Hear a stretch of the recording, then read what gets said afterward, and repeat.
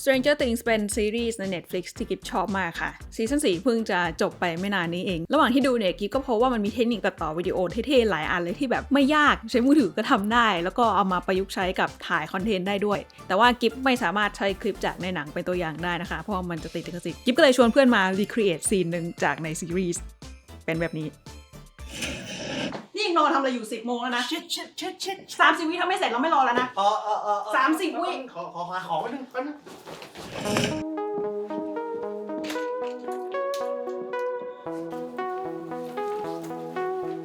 เฮ้ยคืนนี้อย่าปาร์ตี้ดึกนะเว้ยไม่ได้ปาร์ตี้กินข้าวเฉยๆเองห้ามเกิน3 ทุ่มนะมึงทำไมอยู่ถ้าเกินแล้วทำไมวะพรุ่งนี้มึงบินเช้าไม่ใช่เหรอแล้วยังไงอะแล้วยังไงตกเครื่องดิเพื่อน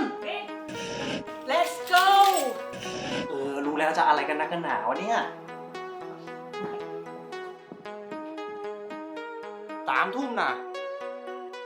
ก็เรื่องมันเป็นอย่างนี้ค่ะซีเนี้ยกิฟเอาต้นแบบมาจากต้น EP 1ค่ะที่แนนซี่ปลุกไมค์ไปโรงเรียนโดยที่กิฟเนี่ยให้มิกเล่นเป็นไมค์กิฟเล่นเป็นแนนซี่แล้วก็ให้ปิงจีมอสเล่นเป็นแม่นะคะแล้วก็มีน้องนันจากจีมอสมาช่วยถ่ายด้วยสนับสนุนอุปกรณ์โดยแนนไลท์เจ้าเก่าเจ้าเดิมเซตอัพอาจจะดูอลังการนิดนึงนะคะเพราะกิฟก็อยากให้มันออกมาคล้ายที่สุดจริงก็คืออยากลองเองด้วยแหละแต่ตัวเทคนิคจริงเนี่ยไม่ยากเลยเดี๋ยวเล่าให้ฟังเทคนิคที่จะแชร์วันนี้เรียกว่า transition ค่ะคำว่า transition เนี่ยแปลว่าช่วงเปลี่ยนผ่านส่วนในทางวิดีโอเนี่ยคำว่า transition หมายถึงรอยต่อระหว่างคลิป2คลิปซึ่งมันทำได้หลายแบบมากค่ะทั้งแบบคัดชนธรรมดาง่ายๆเลยหรือแบบที่มันแฟนซีขึ้นก็ทำได้เหมือนกันซึ่งถ้าใช้ถูกที่ถูกทางเนี่ยกิฟรู้สึกว่ามันทำให้คลิปดูมีลูกเล่นขึ้นดูน่าสนใจขึ้นเทคนิคที่กิฟจะเล่าวันนี้ไม่ได้ใช้แค่ใน Stranger Things ด้วยค่ะแต่ว่าถูกใช้ในหนังมาเยอะมากกิฟบอกตามตรงว่ากิฟเองก็ไม่เคยทำมาก่อนนะอันนี้ก็เป็นครั้งแรกที่มาทำเหมือนกันก็เลยต้องให้ผู้เชี่ยวชาญมาช่วยนะคะใครอยากเห็นเบื้องหลังตอนถ่ายต้องดูให้จบเทคนิคที่กิฟจะแชร์วันนี้มีทั้งหมด5เทคนิคค่ะเทคนิคแรกเรียกว่า J cut กับ L cut ค่ะมันคือการตัดโดยให้เสียงของคลิปต่อไปมาก่อนภาพหรือว่าภาพมาก่อนเสียงเช่นแบบนี้30 วิอาจจะเร็วไปนิดอันนี้คำว่า30 วิมันจะมาก่อนภาพนิดนึงลองตั้งใจฟังดี30 วิที่มันเรียกว่า J cut เนี่ยก็เพราะว่าเวลาตัดต่อตรงเนี้ยมันจะเป็นรูปตัว J ส่วน L cut ก็จะตรงข้ามกันคือเสียงจากคลิปแรกลากเชื่อมไปถึงภาพคลิป2เป็นรูปตัว L กิฟนั่งนับเล่นๆใน EP 1 EP 2ว่าเขาใช้เทคนิค J cut L cut กันกี่รอบ EP 1เนี่ยรู้สึกว่าจะประมาณ 40-50 รอบได้คือใช้เยอะมากการมาประยุกต์ใช้แบบง่ายๆที่กิฟพอนึกออกก็คือซีนที่คน2คนนั่งคุยกันหรือจะเอาไปใช้กับคลิปนั่งพูดธรรมดาแบบนี้ก็ได้ค่ะแทนที่จะจัมป์คัทห้วนๆธรรมดาเราก็ใส่ J cut เข้าไปแบบนี้มันก็จะดูลื่นไหลขึ้นเทคนิคต่อไปเรียกว่า cut on action ค่ะหรือว่าการตัดคลิปในระหว่างที่ตัวละครกำลังทำอะไรสักอย่างเช่นเดินหันหัวหรือทำกิจกรรมอะไรก็ได้เลยให้มันเหมือนกับว่าเราตั้งกล้องไว้2ตัวแล้วเอามาตัดสลับกันแต่จริงๆไม่ใช่ค่ะจริงๆเราเล่น2รอบแล้วเปลี่ยนมุมกล้องเอาแค่จังหวะที่ตัดพยายามให้ภาพมันต่อเนื่องกันก็ใช้ได้แล้วค่ะเทคนิคต่อไปจะเริ่มแฟนซีขึ้นแล้วค่ะอันนี้เรียกว่า movement match cut หรือว่าการเชื่อมคลิปด้วยการเคลื่อนไหวทั้งการเคลื่อนไหวของกล้องแล้วก็สิ่งที่อยู่ในกล้องอย่าง2ช็อตนี้ก็ถ่ายแยกกันค่ะช็อตแรกจะจบด้วยการแพนซ้ายไปขวาไวๆช็อตที่2ก็เลยเริ่มจากการซ้ายไปขวาไวๆเหมือนกันพอเอามาเชื่อมกันมันก็จะเป็นแบบนี้นี่ยังนอนทำอะไรอยู่10 โมงแล้วนะสมูทสุดๆซึ่งอันนี้ทำได้หลายวิธีมากเช่นปัดกล้องวนลงล่างแบบนี้ก็ได้ยูทูบเบอร์ก็ชอบทำอะไรแบบนี้เหมือนกันนะพอเอามาต่อกันก็จะเป็นแบบนี้เท่สุดๆหรืออีกตัวอย่างหนึ่งก็คืออันนี้เนื่องด้วยข้อจำกัดด้านสถานที่ทำให้ซีนนี้ต้องถ่ายแยกกัน2มุมแต่ว่ากิฟอยากให้มันเชื่อมต่อเนื่องกันก็เลยพยายามซ่อนรอยต่อของคลิปเอาไว้ช็อตแรกมิกเดินตัดกล้องไปทางซ้ายช็อตต่อมากิฟก็เลยให้มิกเดินตัดกล้องไปทางซ้ายเหมือนกันแต่นอกจากทิศทางแล้วเนี่ยสังเกตว่าตรงรอยต่อคลิปกิฟทำให้ทั้ง2เฟรมหน้าตาคล้ายๆกันด้วยคือตัวกินครึ่งเฟรมเหมือนกันอันนี้ก็คือผสมระหว่าง movement match cut กับเทคนิคต่อไปค่ะก็คือ graphic match cut หรือว่าการเชื่อมคลิป2คลิปด้วยภาพที่คล้ายๆกันเช่นเชื่อมด้วยองค์ประกอบหรือว่าเชื่อมด้วยสี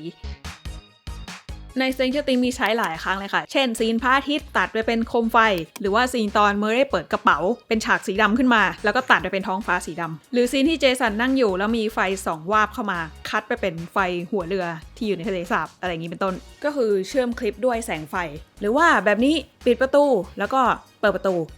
ตู้เสื้อผ้าก็คล้ายๆกันก็จะออกมาเป็นแบบนี้แต่ช็อตนี้กิมมีผสมเทคนิคสุดท้ายเข้าไปด้วยค่ะเรียกว่า audio match cut หรือการเชื่อมด้วยเสียงที่เหมือนหรือว่าคล้ายกันเช่นเชื่อม background music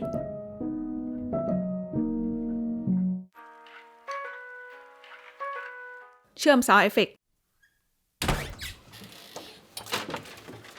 ตัวอย่างในซีรีส์ก็เช่นตอนที่แอลโดนแกล้งแล้วกำหมัดเสียงกำหมัดก็เชื่อมไปเป็นเสียงเชือกที่จอยส์กำลังดึงอยู่หรือซีนที่พาปิดประตูดังเอียดแล้วก็เชื่อมกับเสียงร้องของการน้ำร้องในห้องครัวหรือซีนที่เสียงพากย์ของนักข่าวตัดมากลายเป็นเสียงที่ออกจากวิทยุอะไรแบบนี้เป็นต้นทุกคนอาจจะสงสัยว่าแล้ว Sound Effects เอามาจากไหนหรือทุกคนอาจจะไม่สงสัยแต่กิฟก็จะบอกค่ะเพลงแล้วก็ Sound Effects ทุกอย่างที่กิฟใช้เนี่ยกิฟเอามาจากเว็บ Epidemic Sound ค่ะ Epidemic Sound เนี่ยเป็นเว็บไซต์เพลงแล้วก็ Sound Effects คุณภาพดีที่ไม่ติดลิขสิทธิ์ค่ะเขามีเพลงให้เลือกเยอะมากอย่างถ้าใครชอบเพลงสไตล์ยุค 80 แบบใน Stranger Things อย่างเงี้ย Epidemic Sound ก็จะมีหมวดหมู่ที่เป็นเพลงป๊อปยุค 80 เหมือนกันแล้วตอนนี้เขาก็มีฟีเจอร์ใหม่ค่ะชื่อว่า Ear Epidemic Audio Reference สมมุติเราเจอเพลงที่ชอบแต่แบบมันยังไม่ใช่ฟีเจอร์ Ear เนี่ยทำให้เราสามารถเลือกบางส่วนของเพลงนั้นเป็นท่อนเล็กๆแล้วมันก็จะไปหาท่อนที่คล้ายๆกันในเพลงอื่นมาให้เราซึ่งกิ๊บรู้สึกว่ามันง่ายแล้วก็ประหยัดเวลามากๆและถ้าเราใช้เพลงของเขาเนี่ยต่อให้เรายกเลิกเมมเบอร์หลังจากเราโพสต์คลิปแล้วเนี่ยเราก็จะไม่โดนลิขสิทธิ์แน่นอนใครสนใจสามารถสมัครได้ที่ลิงก์ด้านล่างนะคะแล้วก็ใช้โค้ด GIBLY50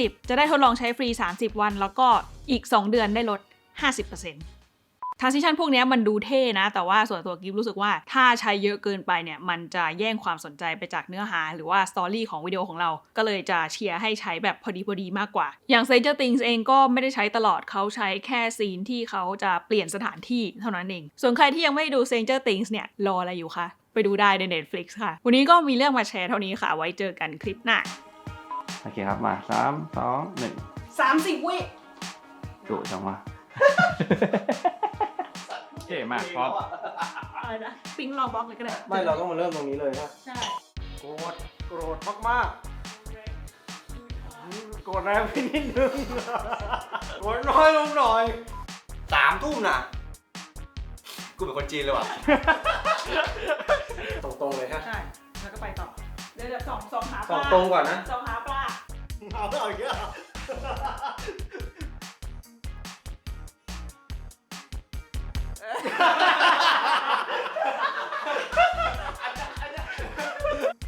อุ้ยขอโทษไอ้เหี้ย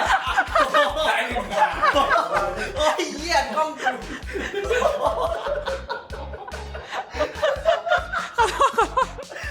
ไม่เป็นไรก็ไม่หลุดเอาลองใหม่เอาใหม่ โอ้ยเหี้ย